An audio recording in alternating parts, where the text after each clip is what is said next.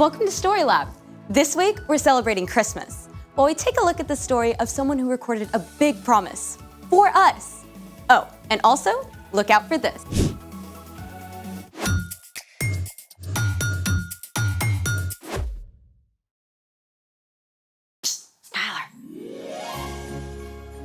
Hey, I'm Skylar. And I'm Sebastian. We're talking about Christmas, which is celebrating Jesus, God's greatest gift. Gotta say, I think you got the decorations on point. Thank you. We're only missing one thing. A partridge in a pear tree? I can go get one. We need snow. Yeah, but it's 53 degrees and sunny. I've thought about that. We're gonna make our own snow. What do we need? The internet says that there are a lot of ways to do that. I say we should make our own recipe, then we can have a showdown. Or a snowdown. I see what you did there. I'm ready. Let's make it. For our first DIY snow, you just need 2 ingredients, cornstarch and lotion. Step 1, dump all the cornstarch in the bowl.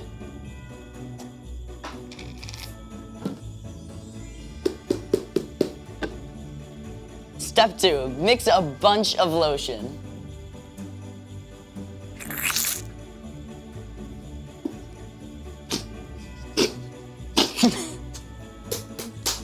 I think we got everything. Now listen closely, because the next part is extremely complex and technical. Just squish it. Wait, that's it? Yeah, I mean, you just have to mix it up for the perfect consistency for a big, fat snowball coming right at you. Ta-da! Not bad. It's snow good. But mine will be snow much better. For this next DIY snow, you're also only going to need 2 ingredients. Baking soda and shaving cream.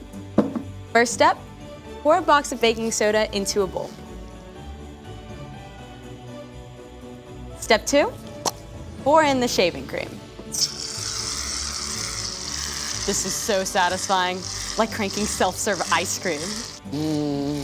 With all of the topping. Now, mix it up really well. This is gonna take like 2 or 3 minutes to get right, I think.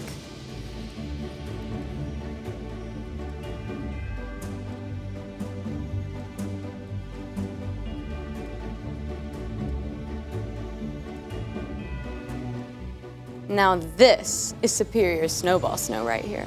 Superior to what? I think that's obvious. There's only one way to decide. Cornstarch and lotion up first. Ready? Sure. Let it go, let it go. That's so 2013. Were you even born in 2013?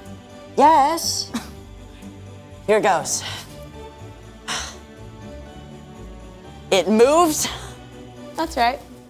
3, 2, 1.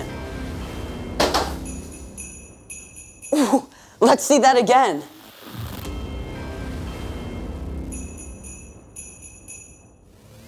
Ooh, look at that impact. I'll give it to you, that was pretty good. Okay, my turn. Sure. I bet yours is going to explode into thousands of pieces midway through. You wish. Here we go. Not that bad. I think we should try them side by side. Yeah, let's try that. All right. Okay. You got one? Yep. Okay, ready? 3, 2, 1. Okay, I'll give it to you. Cornstarch and lotion, but only because your throw was better than mine. I'll take it. That was awesome. Can we do it again? Absolutely. But first, let's get ready for... The story before the story. Today, we're in the 23rd book of the Old Testament, Isaiah. In the beginning, out of love, God made an amazing world. But when people turned away from God, the world was broken. God made a plan to bless the whole world through Abraham's family, the Israelites. But over and over, God's people would run to God and then pull away, just like a yo-yo. After King David's son Solomon, the kingdom of Israel was split into 2 nations. During this time, God spoke through prophets to encourage them to turn their hearts back to God and to tell them about the rescuer God would send. One of these prophets was a man named Isaiah, which is where our story starts. Take it away. Hey, everybody! Hey, Erica. Isaiah lived more than 700 years before Jesus. And get this, his name means the Lord saves us. Think about that. Even Isaiah's name pointed to God's plan to save the Israelites and the whole world. Isaiah was a prophet, someone who listens to God and then shares truth from God with other people. Often this is a message about events that will take place in the future. Then I heard the voice of the Lord. He said, "Who will I send? Who will go for us?" I said, "Here I am. Send me." Isaiah lived in Jerusalem. Though Jerusalem was still free, the northern part of Israel had been conquered by the Assyrians. With enemies closing in, Isaiah knew it was only a matter of time until the rest of the Jewish people were taken captive too. Isaiah served as an advisor to the king, but many of the messages that he shared also spoke about a time far into the future, a time when God would send someone to rescue God's people forever. The people who are living in darkness will see a great light. They are now living in a very dark land, but a light will shine on them. That light Isaiah was writing about wasn't an actual light. It was a person, a savior, and that savior was going to come in the most unusual, unexpected way. A child will be born to us. A son will be given to us. He will rule over us, and he will be called Wonderful Advisor and Mighty God. He will also be called Father who lives forever and Prince who brings peace. Isaiah wrote that a savior would come as a baby. Now, remember, this is over 700 years before Jesus was born. Let's take a look at what Isaiah said would be true of the savior God would send. Spoiler alert, we know the savior or rescuer is Jesus. Wonderful advisor.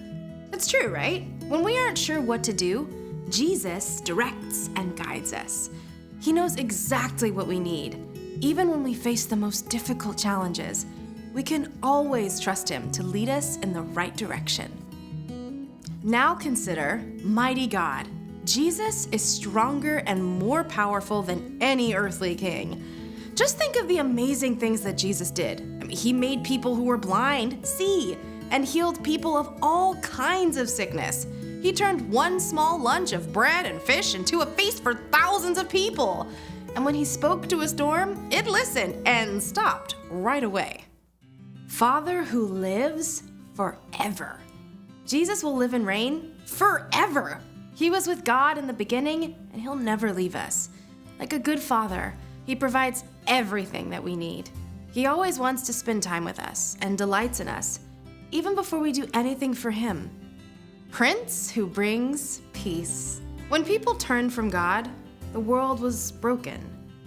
When Jesus laid down his life for us and rose again, he made peace between people and God.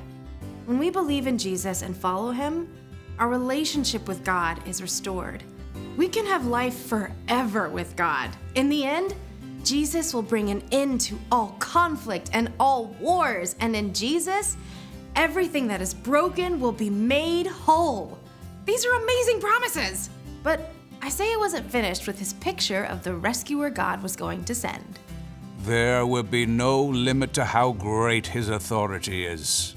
The peace he brings will never end. He will rule on David's throne and over his kingdom. He will make the kingdom strong and secure. His rule will be based on what is fair and right. It will last forever.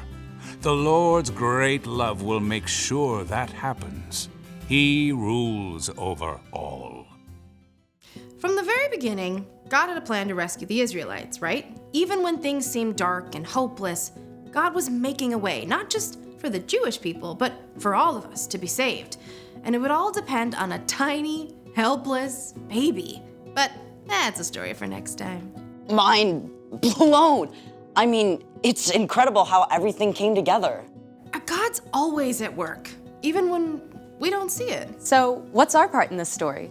Glad you asked. Well, just like for the Israelites during the time of Isaiah, things can look pretty dark. We hear about terrible things happening all over the world all the time. And there are probably some things going on in your own life that don't make sense either. Maybe your best friend is moving away, or your mom just lost her job and you can tell your parents are really worried. Yeah, or you might be like my friend, where she has a condition where she has to go into the hospital every month for treatment. It's tough, and none of these things seem to make sense. But even when you can't see the way forward, remember that Jesus is our wonderful advisor. Our mighty God and Father who reigns forever. Our Prince of Peace.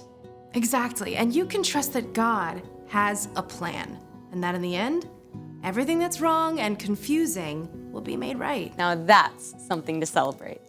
For sure. I'll see y'all next time. Bye, Erica. So here's the thing. God always has a plan. I have a plan for the rest of this snow. Hey! Thanks for joining us in the Story Lab. See you next time.